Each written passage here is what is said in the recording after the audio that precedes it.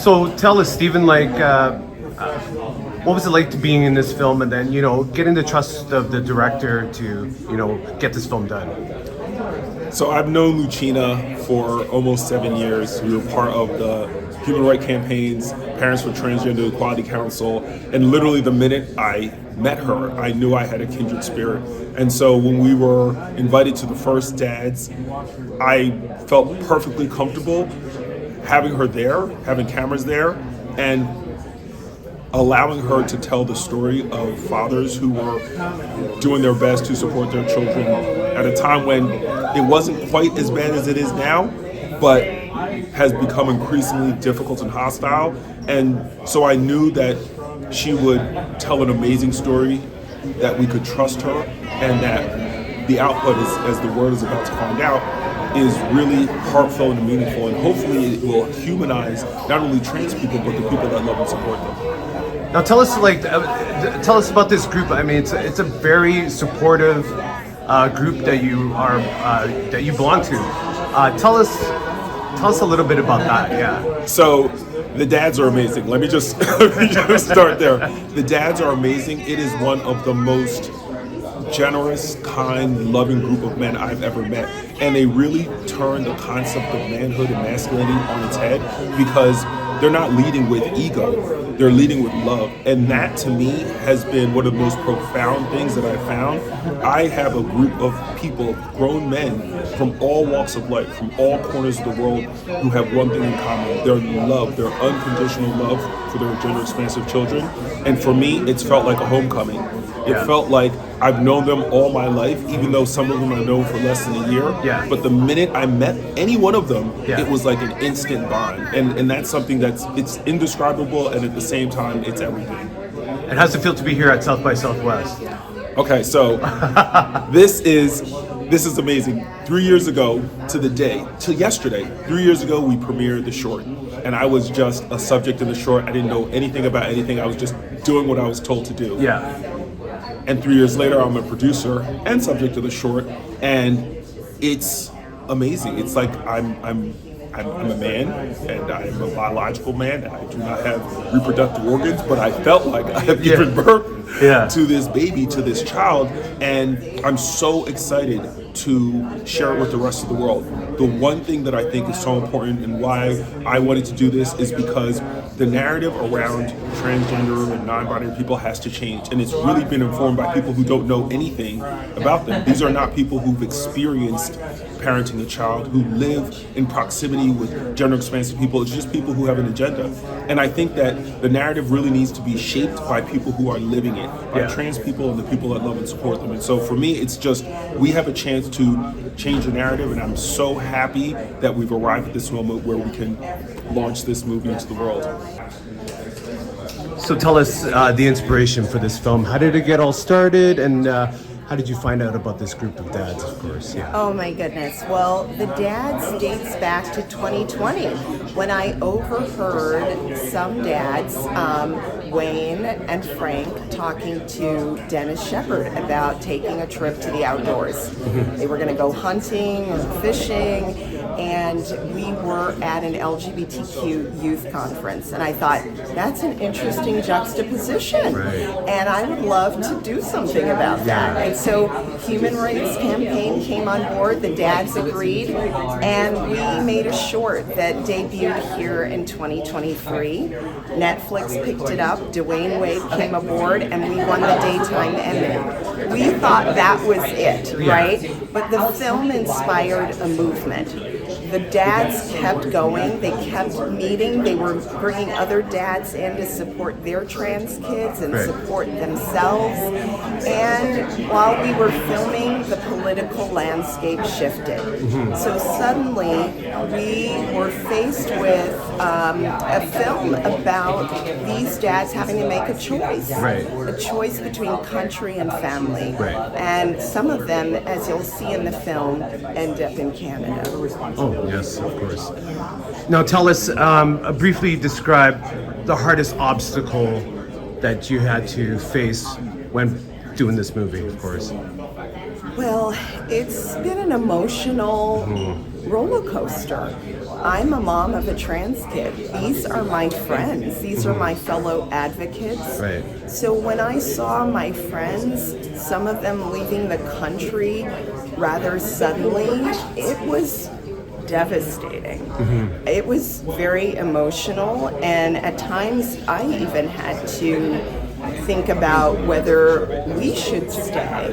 And the one thing that was clear is that we had to keep filming. Yes. And we did it together in community. And Yeah. the film is really about community. Absolutely. It's about love, connection, and community. And the community we formed as a film crew and team carried me through this. Now tell us, how does it feel to be here at South by Southwest? Yeah, always my last question, but To be here at South by Southwest, it feels amazing to be back here where they had such an impact on my career, Yeah. on these fathers, on this subject, Yeah. and they so believe in us, and we are so grateful to bring this film to Texas Yes. in this moment Yes. with these fathers. For Luchina Fisher, the director of this film, who is telling caring about trans kids right now, because the fight is not over. The fight is going on right now. Say this with me. Let trans kids be trans adults. Let trans kids be trans adults. Let trans kids be trans adults. Let trans kids be trans adults. Say this with me. One more time, everyone, you can pretend you know the words, but scream this from the top of your lungs. We will make it out alive. 1, 2, 3. If we can make it out alive. If we can make it through the night. There were times where I thought that the sun would never rise. If we can make it out alive. We'll make it out alright. So Dwayne, can you briefly explain how you got involved with this film? Yeah. Well, yes. It's a beautiful lady, Luchina, who's to my right. She reached out to us. She found us. You know, my public support, my wife's public support, our family's public support of Zaya, kind of put us in a microscope in a sense. And you know, when this film and this project came to her heart, Luchina's heart, she found us. And when she found us, it was a perfect marriage because you know, we were looking for community. I'm looking for other fathers. You know, we all talk about feeling alone in this journey, and you know, she's brought us all together. Right. And so this is one of the most important films that I've been a part of. How does it feel to have this movie here presented at South by Southwest, of course? Yeah, it gives us, it gives the dads, it gives the trans community, it gives our kids, it gives us a wider audience to get an opportunity to see the human behind the words, or you know, the support, or you know, I think sometimes in this journey people forget that not only are the dads human, but our kids are, and that you know, they bleed, they cry, they smile, they laugh. I think we forget that, you know, who they are in a sense, and they just, you know, categorize them as this thing and not these people, this person. And so I think it's important that, you know, here in the second year that we've done this film, I think 2 years ago we wound up winning an Emmy for the first one, and that was great because it allowed for more views and more eyes to be on the story. Yeah. But also too, now it's even more important because a lot of laws, a lot of rules have been shifted, have been changed. So it's even more important to get a little louder, to have more eyes, to have more outreach, so you can find, you know, more support. So tell us how you both got involved with the film. Yeah. originally we got involved with Alex because he won our LA Prize 4 years ago, 5 years ago, a while ago. And we've been proud supporters and partners of the LA Center. And then Dwayne Wade came in as an Elevate Prize Catalyst Award winner a couple of years ago, which is designed for celebrities who are using their platforms for good. And so the fact that then we got the chance to help produce this film about fatherhood, about supporting our trans youth, and be able to partner with Alex and the LA Center was like a home run for us. And so we feel extremely privileged and honored to be able to bring these organizations and this film together.